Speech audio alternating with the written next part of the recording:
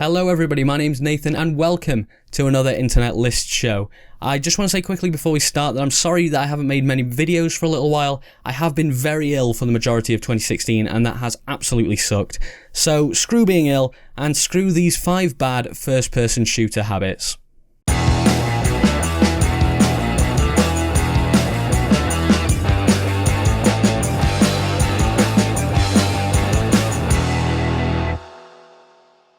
Right, as always, I like to start off with a nice easy one that nobody's going to complain about, so here we go, straight in at number 5.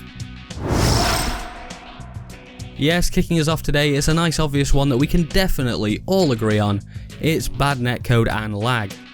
Now, we've all been there. You get into a shootout with an enemy, you aim down sights and unload your entire magazine straight into his face, and yet somehow 5 seconds later he's still alive, warps 10 yards to the left and instantly kills you. It's one of the most screen-smashingly frustrating experiences in all of gaming, and you'd think that by 2016 this wouldn't be an issue anymore, especially with most shooters having the multiplayer mode as their main focus. But even games released in the past couple of months, such as Rainbow Six Siege, have experienced these problems, and there's no reason for it. And it's certainly not just Siege that's had problems with this, as massive franchises such as COD and Battlefield have had big issues with netcode in the past.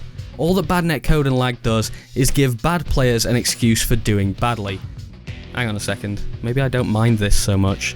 Now, bad netcode and lag have been around as long as online multiplayer gaming has, but this next one is a fairly new phenomenon, but I think is equally as harmful to some of the games that use them. It's late betas. Now, this has been becoming more and more prevalent recently, with the open beta for Rainbow Six Siege being released on the 25th of November 2015, with the full game being released on the 1st of December.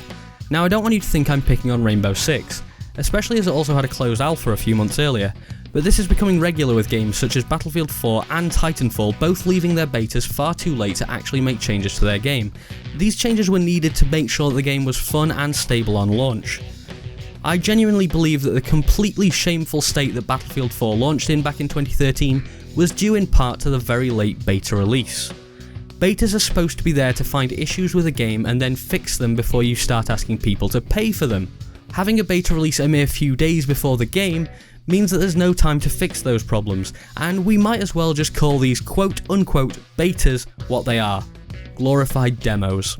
Now, late betas have no obvious upsides, and neither do bad netcode or lag, whereas the next entry on the list definitely has some positives, and some people might even see it as a good thing, but to be honest, for me, it's just getting to the stage where I've had enough. It's game bloating, and like I said, I'm slightly torn on this one. I'm not one to complain about more content being in a game, and the hundreds of guns, gadgets and perks that you find in your standard multiplayer shooter these days does add a certain amount of replayability. But sometimes as I'm using my M416 with a grip, silencer, hollow sight and a pair of decorative pink dice dangling off the barrel, I wonder if it's all necessary. Especially as in most of these games there's a few guns that are obviously better than the rest, and most people will just use those, meaning that 90% of the content never even gets used. Take for example the DL-44 blaster from Star Wars Battlefront, which, until a recent nerf, was just the gun to use. Don't get me wrong though, there's a balance to be struck here. I want enough guns and gadgets that I don't get bored, but not so many that I'd need to do another 3 years at university on an FPS course in order to just have any idea of what's going on. And hey, maybe some of the time that's put into making all of that pointless stuff could be put into making more maps, or maybe even developing better game mechanics. Just a thought. So I think we can agree that bloating isn't 100% bad, it's just its implementation that I have a problem with. And that's also true of the next entry on the list in at number 2. Yes, it's the trend of going multiplayer only. Back when Titanfall started this, my first thoughts were, that's okay I suppose. I mean, most people only play for the multiplayer anyway. And while I still believe that to a certain extent, it's fair to say that I've become more cynical about the whole thing. It's not so much that we don't get a single player, it's more that it's not replaced with anything. The most heinous example in recent times has been Star Wars Battlefront, a game that released with so few maps and guns, and almost no gunplay mechanics whatsoever, that you're left questioning, what the hell did they do with the time and money that they saved from not doing a single player campaign? And no, this does not count as a single player campaign. But hey, I suppose at least they're not charging full price for these multiplayer only games. Oh. God damn it, games industry. So after all of that, we come to the worst habit that I think is plaguing modern FPS today. Here it is at number 1. It's season passes. Now, DLC maps and guns are bad enough on their own.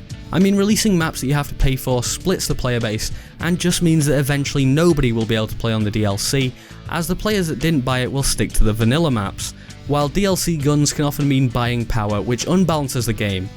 But at least when you buy these, they're things that are actually already made, and you can preview them using tools such as YouTube and make an informed buying decision. Season passes, on the other hand, expect you to hand over extortionate amounts of your money right now, on the vague promise that there will be content in the future. And you have no way of knowing if this content is any good, or in some cases whether it'll even come out at all. I'm looking at you, Battlefield Hardline. Where's my goddamn gun bench? It's been like a year. Now, some people view season passes as a guarantee that a game that they like will be supported long into the future. In reality though, games companies are taking out all the risk to them and putting it all on the consumers. They get your money before they even have to invest in making the content at all, and to be honest, that's a pretty shitty business practice. So there you go guys, that's my top 5 bad first person shooter habits. If you enjoyed the video, I'd be very appreciative of a like down below, and I'd also love to know what you think. Did I miss anything out? Did I get anything wrong? Do you love a bunch of guns and gadgets and hundreds of things that you're never going to use in your shooter? Let me know down in the comments. But anyway guys, I've been Nathan, thanks for watching, there'll be more coming soon I promise, and I'll see you next time.